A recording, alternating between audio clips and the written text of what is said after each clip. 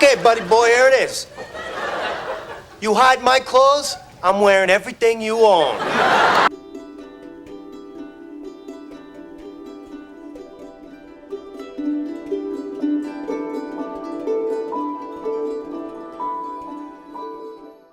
It's going to be must-see TV again this Thursday as the cast of Friends reunite for an unscripted special airing in Canada on Crave. And I'm here with Friends superfan Brian Lilly, who knew. Brian, thanks for joining us. Brian, how excited are you for this Friends reunion? Well, the question is, could I be more excited for the Friends reunion? Like that's the only answer to that question. Yeah, I was a huge Friends fan back in the day, must-see TV. All these people that have come to learn and appreciate Friends because it was on Netflix for so long, now it's on Crave. I can't imagine what they would think of us back in the day sitting down on Thursday night. You didn't go out until Friends was over. Or if you were out early, you came home to watch Friends, then went back out. I mean, that's the way life used to be. And you couldn't rely on your VCR to record it. So that's the way life was. It literally was must-see TV on Thursday. So I'm glad they're airing it on a Thursday. It just seems right. It seems fitting. Brian, the show's been off the air for 17 years. Why do you think it reconnected and sort of spoke to a whole new generation of fans? Yeah, there was a line that they asked the cast that, and there was a line that it's a character-driven show. It wasn't a show that relied a lot on pop culture. So there's not, it was the 90s, but it's not filled with Bill Clinton jokes. It's not filled with timely jokes. It's character-driven. And there's, different TV shows over the years that are like that, where you're just invested in the character. And, I know I don't know why younger people love the show so much. For me, they were a little bit older than me, going through that same stage of life. I think that's why I connected with it, why my friends connected with it. You're going through that early 20s into early 30s period of your life, and they're going along the same ride.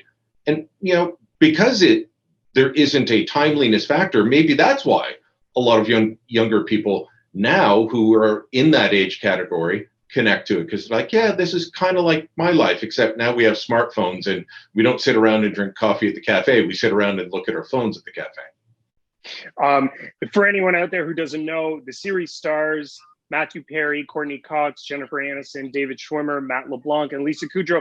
They're not going to be playing their characters from Friends. Brian, would you have preferred a real reunion so we catch up and see where those characters would be in the year 2021? Well, I think so. I mean, what about you? What's more fun, watching Matt LeBlanc sit around and talk about Joey, or him being Joey and making you laugh with his one-liners, his lovable goofiness, and absolutely amazement at how the real world works? I think that's more fun. That's what I would prefer. What about you? Yeah, for sure. I mean, I think, when this was first sort of floated a couple of years ago, it started bubbling up in the conversation that they were going to get back together. I think most people, myself included, would have liked to see, okay, where's Chandler in 2021? Where's Ross and Rachel? And I think a lot of people would have liked to have seen that and imagine and see where they ended up after all these years. Is Joey actually in a garage above Monica and Chandler's home, living in an apartment because he can't live on his own? I mean, that was one of the lines. That was one of the jokes. Did that actually happen? Did they survive as a couple? Did Ross and Rachel make it, or did they break up 15 more times in the ensuing years? I would have loved to have found that out. Just for the record, Matt LeBlanc said that Joey would have opened a sandwich shop. So Brian, what about political correctness? I mean, now, you watch back some of these old sitcoms, myself included, and I laugh at those lines, but there's some people that feel that, Friends they weren't actually that nice. What are your thoughts on that? So I've been hearing this, and for a Gen Xer like me, that's the equivalent of a few years ago when people started saying Alanis Morissette's Jagged Little Pill was an awful album. Heresy, I say. Heresy. No, it was a great album. Friends was a great show. Could you do all of those jokes today? No, but you could say the same thing about a more recent show like The Office, which is very popular on streaming services now. A lot of people discovering it after the fact. You couldn't do a lot of those jokes now. Times have changed. We're a bit more self censoring. We are willing to accept people saying, you can't laugh at that, even if it's funny. And there's a lot of jokes, especially around among the guys, a lot of references to homosexuality or homophobia that wouldn't last, that wouldn't translate to today. I still think the whole little subplot about Joey and how you measure pants in prison, I think that would survive. I think that one's still good. I'm glad you mentioned The Office because I'm rewatching that right now. My wife and I said to one another last night, I don't think some of these jokes would fly in 2021. It's funny that you should say that. Brian, before I let you go, I got to ask you, though, the special is going to be filled with cameos. Justin Bieber's on there. James Corden's hosting. BTS. Were BTS even alive when the show went off the air? I don't know.